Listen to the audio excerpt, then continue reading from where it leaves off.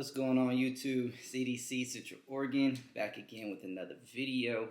And today I'm going to be giving you my current EDC that I'm rocking with as of now. So let's just go ahead and dive right in.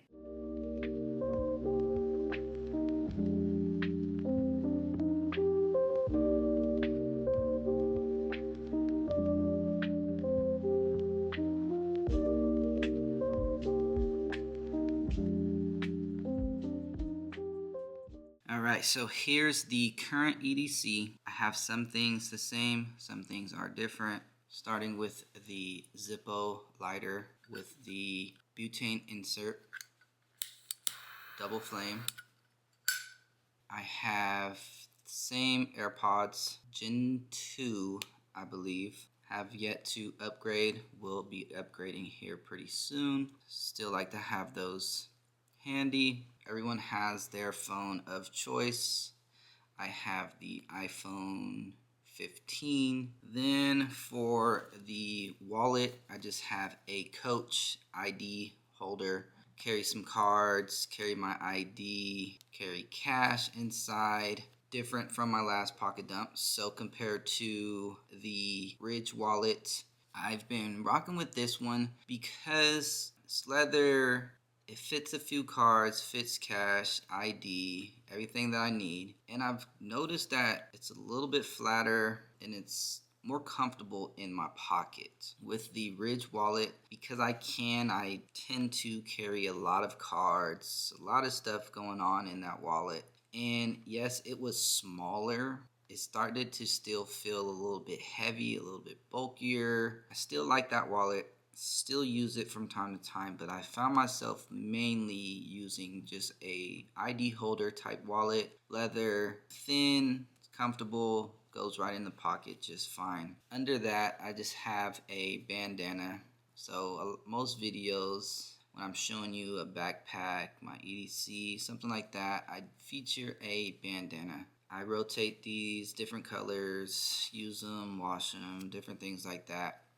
But I always keep a bandana near, wipe off your face, clean up a wound, use it as a pressure bandage, anything like that. Start a fire with it, whatever the case is. I like to have a bandana handy. For my pen of choice, I have the Cool Hand. This is a bolt action aluminum frame with the clip and everything like that. I still have this one. This is the same one that I've been rocking with for about a year now. I can say that when I am journaling, taking down more notes, if I can just jot something down really quick, I have no problems with this pen. Signing my signature, no problem with this pen.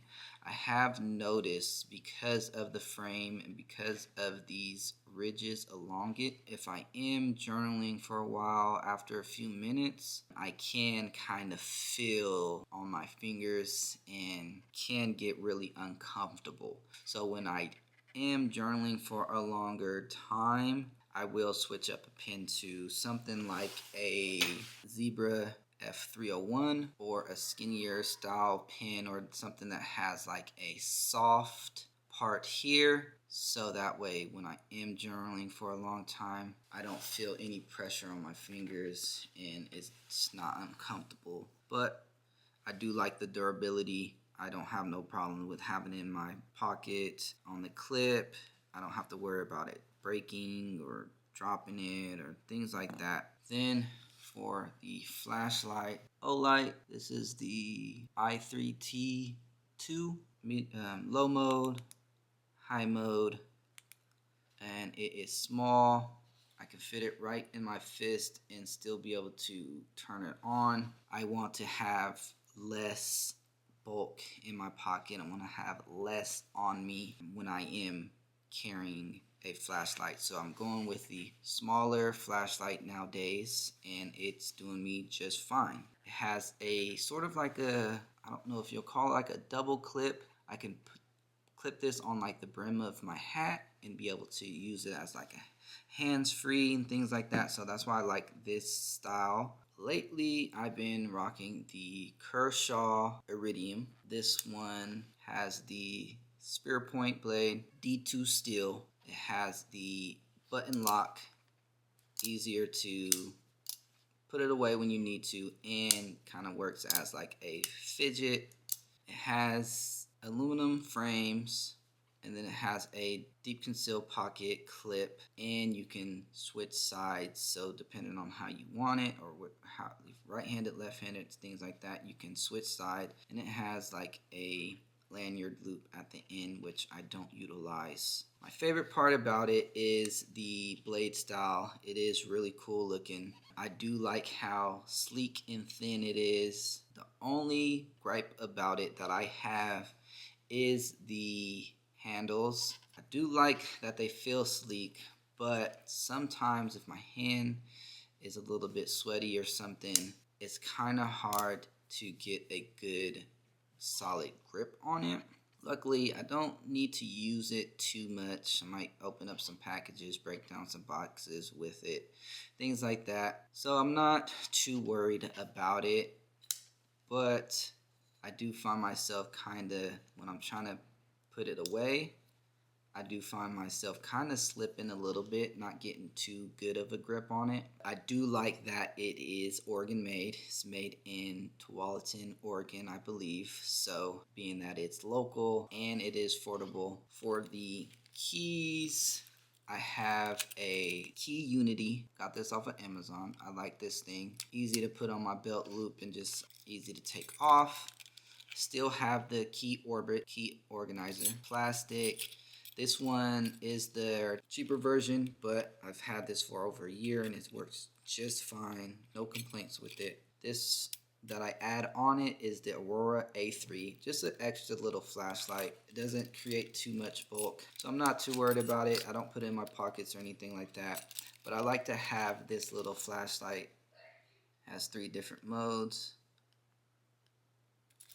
If I'm grab my keys, I'm getting ready to open the door, I can use this flashlight to just be able to see the keyhole if the porch light's not on or something like that. Okay, so lastly, firearm of choice. In my last video, I had the M&P 45 Shield.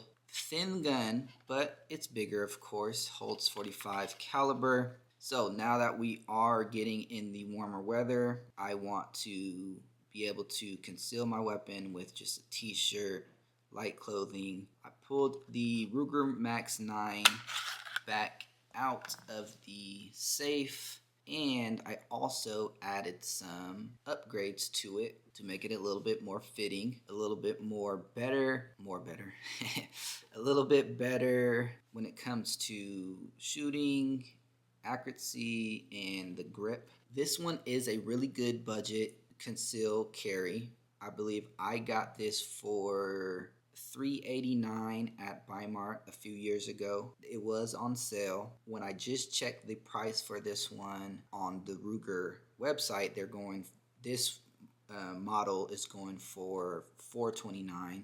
So still in that budget range. I compare this one sort of to like the Glock 43X because of the size, because of the concealability. So I have a new trigger.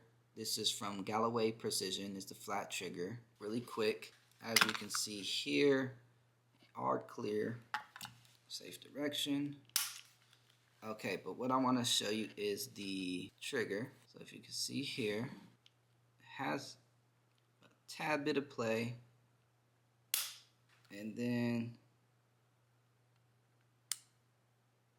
this one is a improvement to that. So I have the trigger, I have the Crimson Trace RAD Micro Pro, red dot on there. I don't know if you can see it a little bit.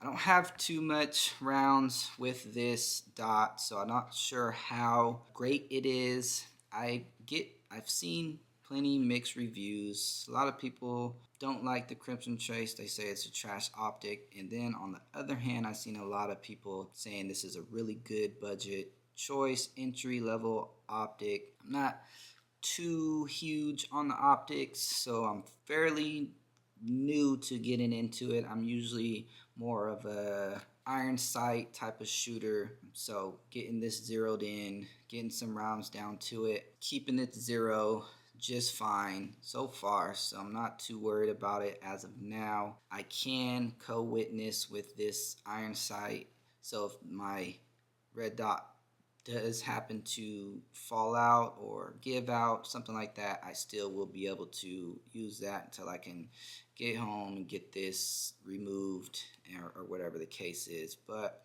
so far is doing just fine. I don't have no issues with it. It is the newer version of it, so there have been some improvements. 20-hour life for the battery. This is the red dot, or 20-hour, no, 20,000 hour. That's mo better. But it is automatic when it comes to the brightness adjustment. So if there's a lot of light, it'll brighten up. If there's low light, it'll dim down. And then when I keep it up, I do have a cover on it, so that way it will automatically cut off at some point and not just drain your battery, and it will shake to wake. So that is a plus when it comes to the optic. And then on the sleeve, I have a hug sleeve just to give that better grip when firing at the range and training with it, and knowing that if I ever do need to use it, I will have a proper grip on it and I won't have any worries. Under the grip, it already had, if you can see here on the magazine, it already had some texture on it, so the grip is already a good grip. There was no real need for this, but just so I can have a more rounded grip, I do like Hogue sleeves. This one does have texture on it with the finger groove in there to be able to hold it. That's why I threw this on. The magazine does have some texture on it, which I like. So when I am loading it, unloading it, I got that grip on there and I don't have no worries. When it comes to the magazine, it comes with two magazines. This one is the 12 round. Extra room, so that way you can get a full purchase. I know I can. I have smaller hands, but I still get that good purchase on it. It does come with a 10 round magazine that is flush. Can't really get that full grip. You will have that pinky off, but it still helps with concealability. So if you're more into the concealability, that wouldn't really matter. If you're rocking things like a 380 bodyguard, you already are missing that pinky anyway, so you're not too worried about that. But this is the build here, and then I have a CYA Supply Company holster. I like these holsters a lot.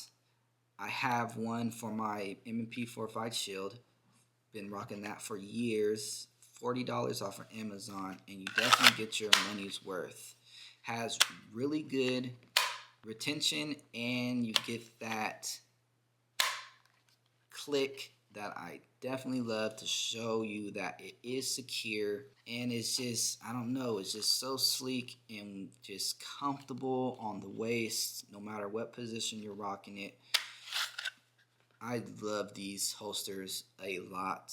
The We the People holsters, they're good. I had one for this one before I put the optic on, and it just sat really high on my waist, and it wasn't comfortable for me. When I got the optic and I needed a new holster for it, I went with this one since I've been rocking CYA for my other CCW, and this one sits just how I like it. Perfect, conceals it very well, comfortable, the whole nine. $40 compared to $60, $65, definitely a plus in my book. For the rounds, I have the Hornady defense round, hollow points, 124 grain. So this is the EDC that I'm rocking when I am heading out, everything like that.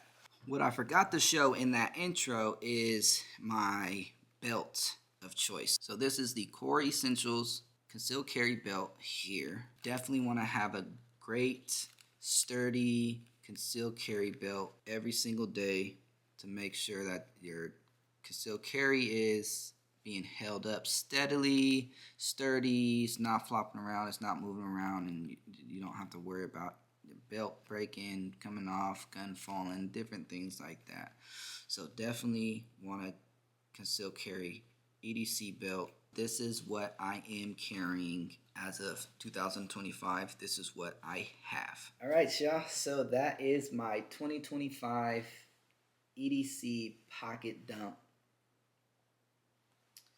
This is what I'm carrying as of now. Let me know what you think. Comment, like, subscribe. Let me hear your suggestions. Let me hear your recommendations, all those things. And I'm going to catch you on the next one.